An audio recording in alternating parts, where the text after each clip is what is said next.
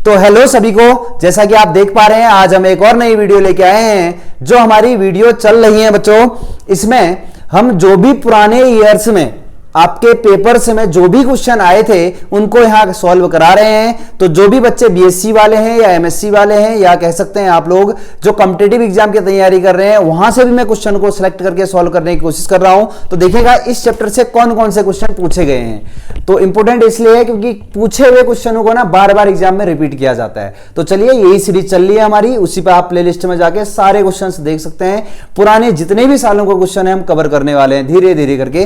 तो चलिए linear programming problem हमारा टॉपिक चल रहा था, उसी में पहले क्वेश्चन की शुरुआत करते हैं। फिर चलिए ये है पहला क्वेश्चन बच्चे, in a LPP in the standard primal problem is of the maximization. क्या कह रहा है, किसी भी एलपीपी में अगर कोई प्रॉब्लम मैक्सिमाइजेशन की हो then all the constants involve the sign. तो बोल रहा है जब प्रॉब्लम मैक्सिमाइजेशन की हो तो जो उसके कंस्टेंट्स आते हैं ना, रिस्ट्रिक्शंस, उसमें साइन कौन सा होगा, greater than, less than, greater than, जो भी है, greater than, less than, equal या none of this.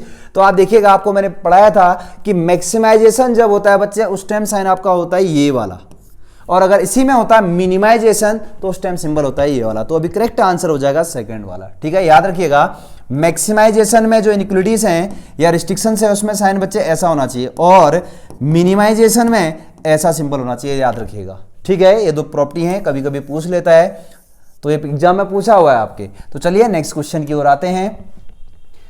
If the value of objected function z can be increased और डिक्रीज्ड, मीन्स कह रहा है जो ऑब्जेक्टेड फंक्शन है उसकी वैल्यू बढ़ भी रही है और घट भी सकती है, कुछ भी हो सकता है बोल रहा है दोनों में इनफाइनाइटली।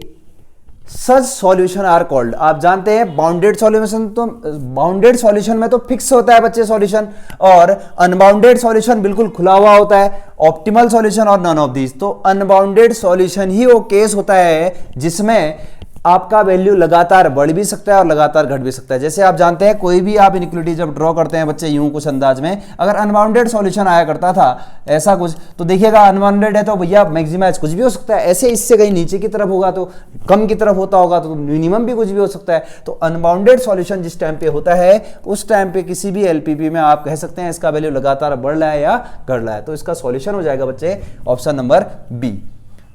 तो नोट करते चलिएगा, आसानी से समझाने की कोशिश कर रहे हैं, बस आपने टॉपिक हल्का सा देखा हो, अगर आप यहां भी ध्यान से सुनते हैं तो समझ में आ जाएगा। The system of linear equation in a LPP under which the given function optimise. देखिएगा क्या बोला, जो लीनियर प्रोग्रामिंग प्रॉब्लम का आप देखे होंगे इनइक्वालिटीज होती हैं उसमें जो फंक्शन है बोल रहा है उसमें ऑप्टिमाइज फंक्शन जो होता है बोल रहा है। तो उसके लिए जो इनइक्वालिटीज होती है क्या साइन होता है आप लोग जानते हैं, उसमें ऐसा साइन होता है तो ग्रेटर देन या लेस देन, इस टाइप के कुछ साइन। तो उसमें बोल रहा है इनइक्वेशन या इक्वेशन, इनइक्वेशन या कंस्टेंट। तो इसमें आंसर हो जाएगा ऑप्शन नंबर सी। कई बच्चे इक्वेशन में तो चलो इक्वल का साइन आता है, इन इक्वेशन में इस वाले क्वेश्चन के आंसर में बी ऑप्शन टिक करते हैं जो कि रॉन्ग है। इसका राइट आंसर है ये, आप जानते हैं इनइक्वालिटीज को ही कंस्टेंट्स भी बोलते हैं। तो इसका आंसर क्या हो जाएगा बच्चे, ऑप्शन नंबर सी। तो चलिए अगले क्वेश्चन की ओर। The dual problem of the dual will be. अब बताइएगा, आपको मैंने बताया था कोई भी ऑब्जेक्टेड फंक्शन होता था उसका जब आप डुअल निकालते हैं, डुअल निकालने के बाद उसके बाद डुअल का फिर से डुअल निकालेंगे तो वापस कौन आता है, वही ऑप्टिमल फंक्शन आता है। क्या करा देखिएगा, किसी भी ऑब्जेक्टेड फंक्शन का डुअल का फिर से अगर डुअल निकाला जाए तो क्या होगा, प्राइमल फंक्शन होगा। ऑब्वियस सी बात है, जो शुरू में होता होगा वही होगा। मान लो कोई प्राइमल फंक्शन प्राइमल चीज है, मींस ऑब्जेक्टेड फंक्शन ये था, इसका आपने डुअल निकाला, ये निकल के आ गया, डुअल का फिर डुअल निकालोगे तो इसका और डुअल जो बन के आएगा वो ऑब्वियस सी बात है वही वापस बन के आ जाएगा, तो उसी को बोलते हैं प्राइमल। ठीक है, तो इसका आंसर हो जाएगा ऑप्शन नंबर बी। डुअल निकालना बताए हैं आपको हम। अगला आते हैं बच्चे, इफ जेडपी एंड जेड। तो जेडपी आपका बोल रहा है एक प्राइमल है और जेड उसका डुअल है, डी लग गया तो डुअल है, ये प्राइमल है और उसका डुअल है बोलता है जेड टी। तो कौन सा कंडीशन होगा बोलता है, तो इसमें ध्यान रखिएगा, याद करिएगा, जो प्राइमल होता है जेड पी और जो डुअल होता है हमेशा प्राइमल से ज्यादा वैल्यू होती है बच्चे डुअल की, इक्वल नहीं होती है, ना ग्रेटर देन वाली होती है, ये लेस देन वाला कंडीशन होता है, इससे हमेशा ये वाला बड़ा होता है। ठीक है, तो ऑप्शन हो जाएगा कौन सा वाला, सी वाला। तो चलिए अगले क्वेश्चन की ओर। For simplex method RHS of all the constants must B.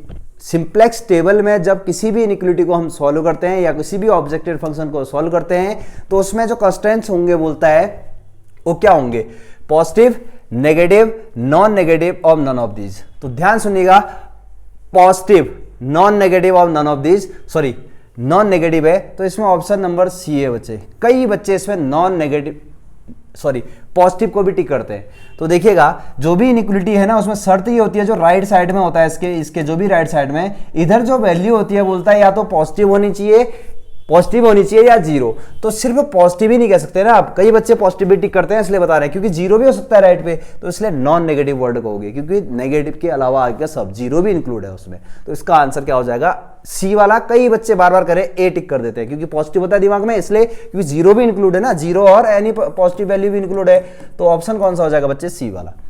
तो चलिए ये क्वेश्चन आज की वीडियो लेक्चर में थे, अभी और आगे करते हैं कुछ क्वेश्चंस को।